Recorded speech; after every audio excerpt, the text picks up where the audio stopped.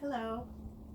Have you ever been in a relationship where you're doing everything you can to please your partner, but they're feeling frustrated and unloved? Russ Jameson, in his YouTube video series Wisdom for Life, tells us that the reason they're not feeling loved is that you may not be speaking their love language.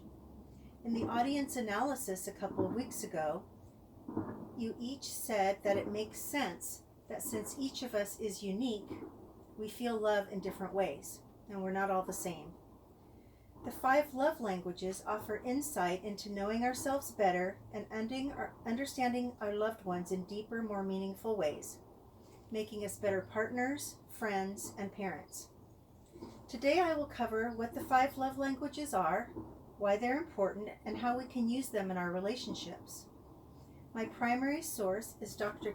Gary Chapman's book, The 5 Love Languages: The Secret to Love That Lasts. It's sold 5 million copies in the past 20 years and has been translated into 38 languages. So what are these new languages? They are words of affirmation.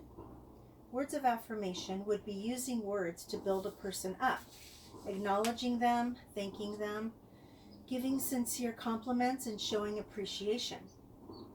The second one would be acts of service, doing something for your partner you know they would like, cooking a meal, washing dishes, cleaning out their car, or running errands for them or with them. A third one is receiving gifts. This one means a lot to some people, and it's not the expense of the gift that matters, but can be something very simple that says, "He was thinking of me," or "Look what he got me." The fourth one is called physical touch. Physical touch can be holding hands, a back rub, a foot rub, hugging, or kissing. And the last one, and by far the most common love language, is called quality time. It can be quite as simple as taking a walk together, sitting on the couch together with the TV off, or just enjoying each other's company uninterrupted. Nearly everyone enjoys spending time with their favorite people. In his book, Gary Chapman gives us a warning. To ignore our partner's love language is like ignoring the needs of a garden. If we don't weed, water, and fertilize, it will die a slow death. Clark Kegley, in his YouTube series, The 10 Best Ideas, suggests that this is the one book that could make the biggest impact on your relationships, because real love does take work.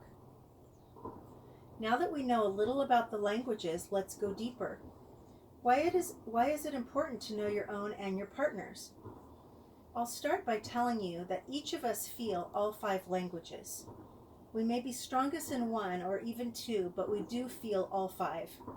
They give insight into what's meaningful, but they can also tell you why something is hurtful and why certain things can upset you and show you how to fix it. It's common in relationships to assume that what works for you will work for your partner, but it isn't necessarily true. Let's say that gifts are important to you, so you give gifts to your partner to demonstrate your love.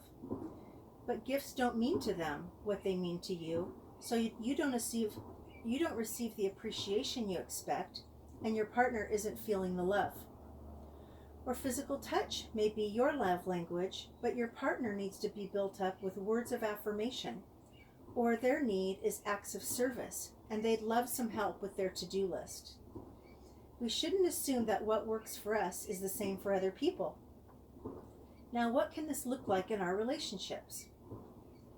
We can speak these love languages in all of our relationships because as long as we're willing to put in a little effort, they are very effective. And they can work in nearly every kind of relationship. In fact, there is a love languages of children. So you can study your child and understand them in their early years.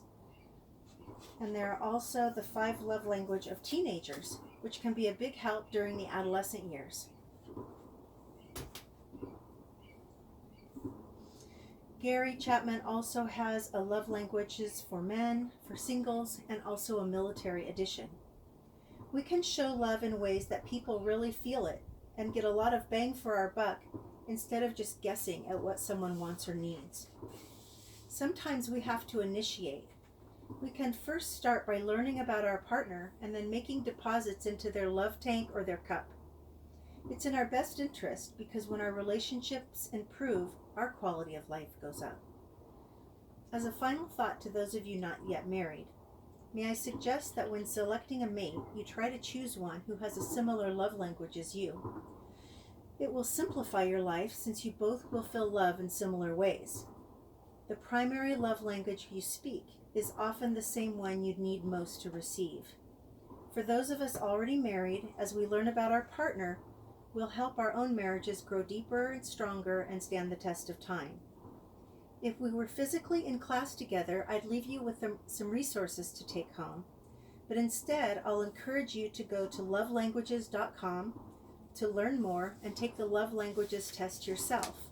Maybe your loved ones could also take it, and that would tell you about them. The 5 love languages offer insight into knowing ourselves better, understanding our loved ones in meaningful ways, and making us better partners, parents, and friends. As I close, I'd like to encourage you to take the extra steps to learn more about yourself and the important people in your life. What makes you tick? What makes them tick? How are they unique, and what fills their cup? And I challenge you to learn about the love languages and make your relationships even better.